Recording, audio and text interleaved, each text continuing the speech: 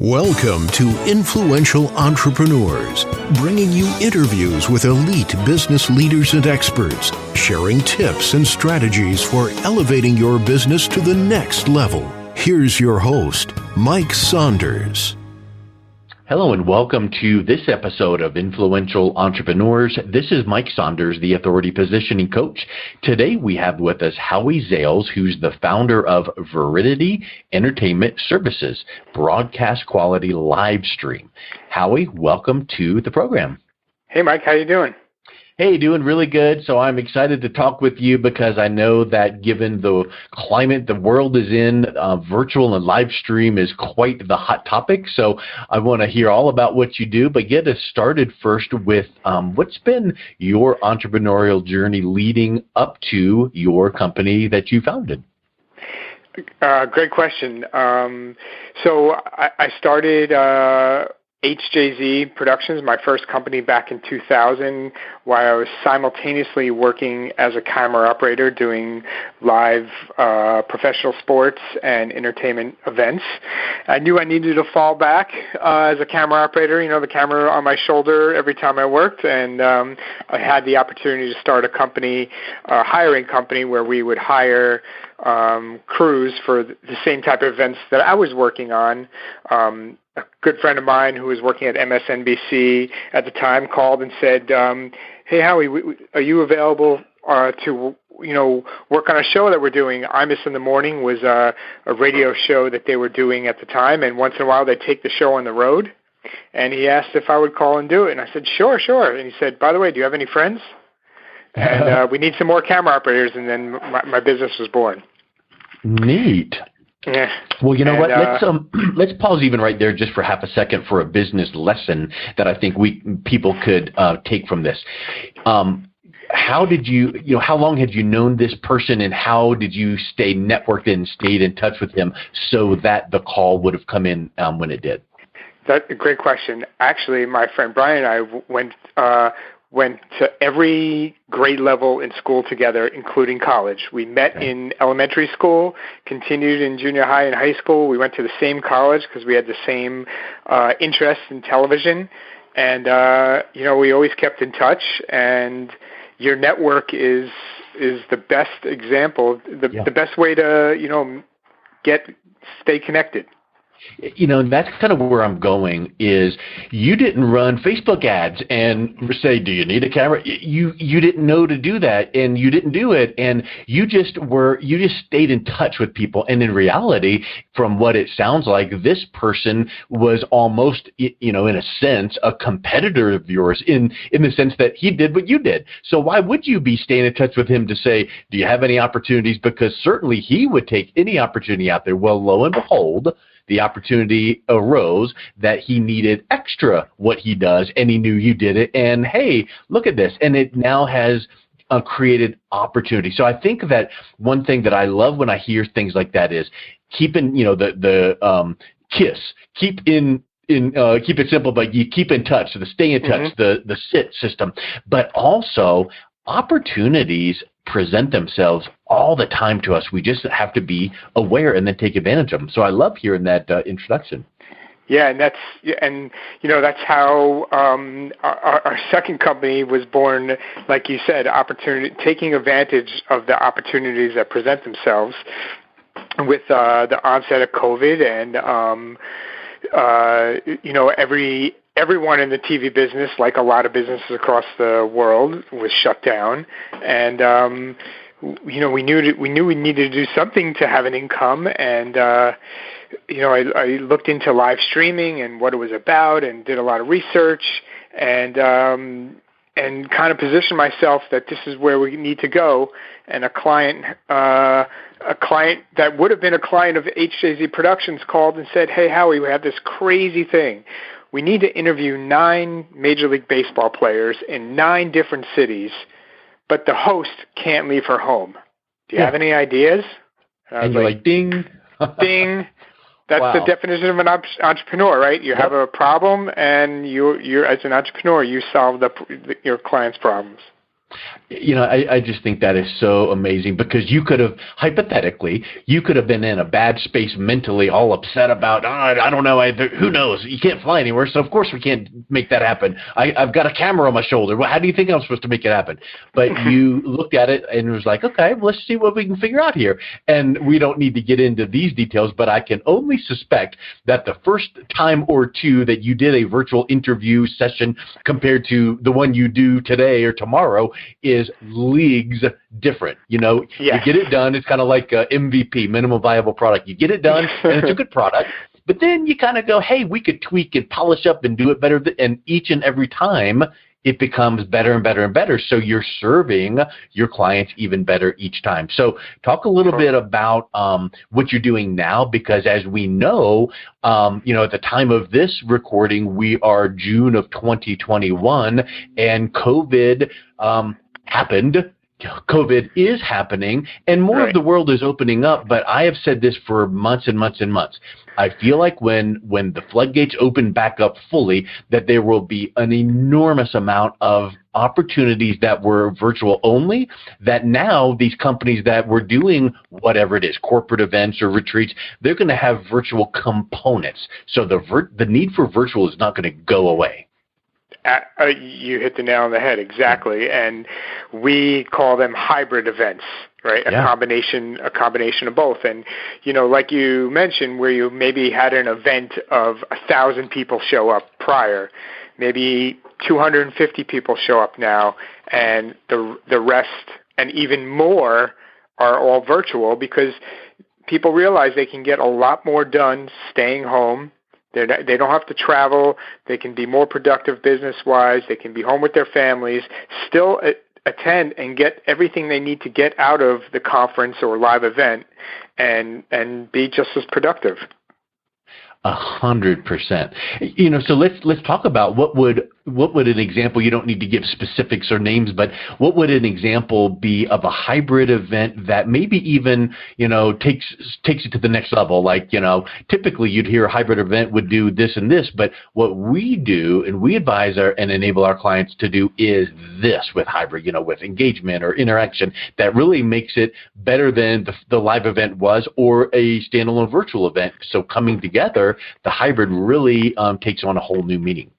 Yeah, so a quick example, let's say you have a CEO that wants to, speak to everyone that's in their company, and this is a worldwide company, right? So instead of everyone from around the world flying into whatever city, the event will take place in, maybe just the people that are in that city that are work in that office will go to the event. Maybe 100 or so people, and the rest is live streamed globally. Yeah. And we can bring, that CEO's content or that CEO's message to the people in the actual theater or auditorium or hotel, and then his or her message we can stream globally on different types of platforms. Yeah, that's a really, and you know what? I'm sure that, putting yourself in the position of the other party or the client, it's like, well, we don't want to do virtual events because now no one's going to come to our main events. There's many people that still will come to their live event, but there's an enormous amount of people that are going, I'm just not going to get in a plane or drive or get a hotel or pay for the food.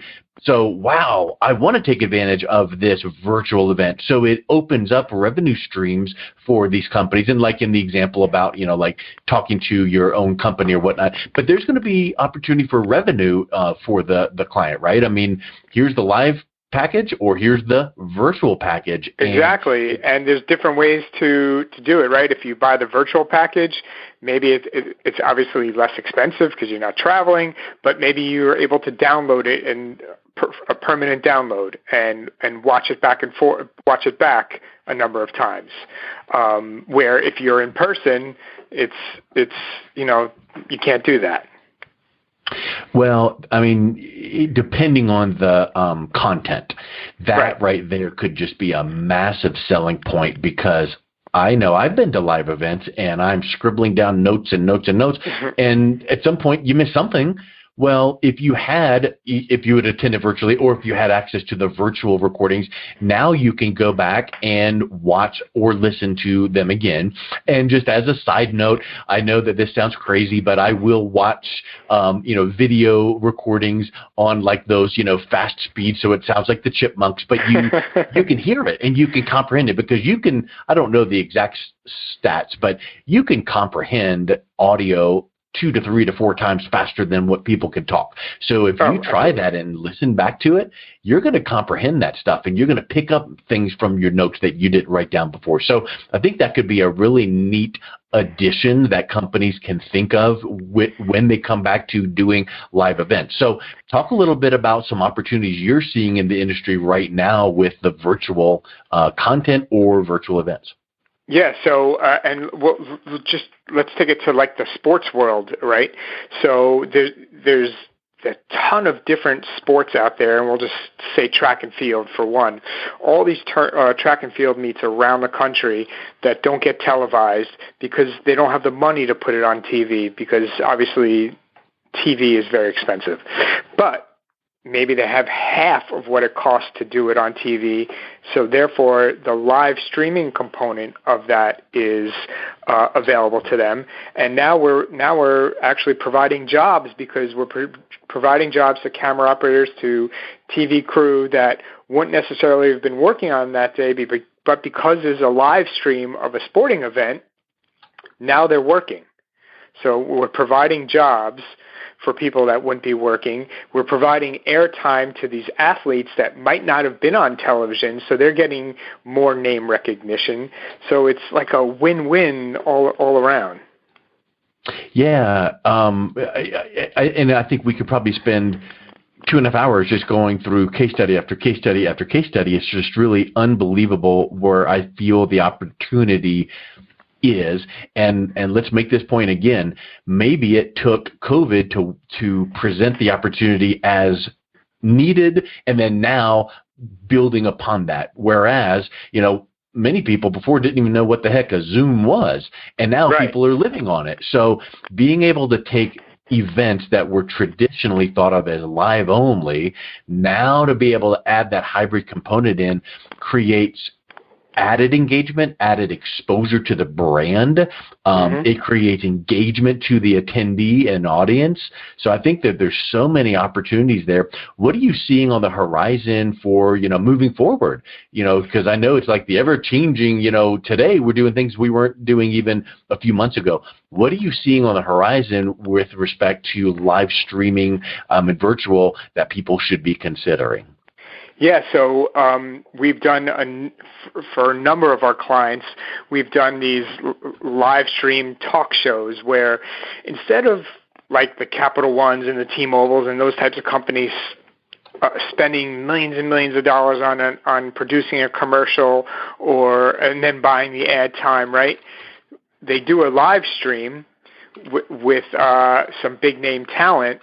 We stream it, and they either invite guests or open it up to their high-end card members, and it's just another way of advertising. We've done live streams with Magic Johnson and Charles Barkley where they're just talking about the March Madness, right? And Capital One invites their high-end members, and it's just a way for them to thank their card members, and it's a form of advertisement.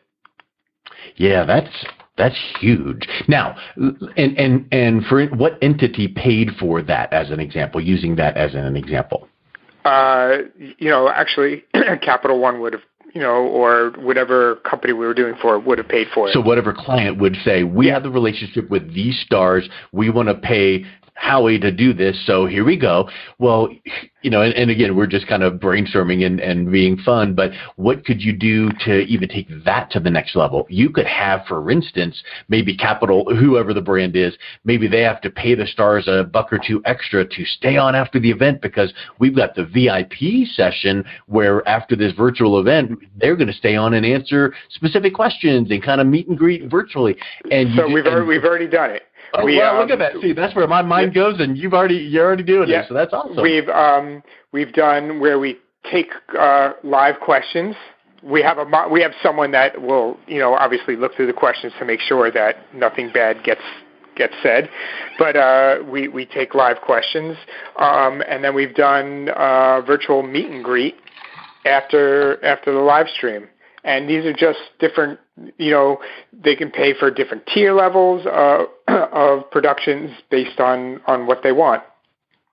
Yes. And again, would we rewind this all the way back to the moment where entities, corporations, companies, event promoters were going, the world has shut down, our life is over.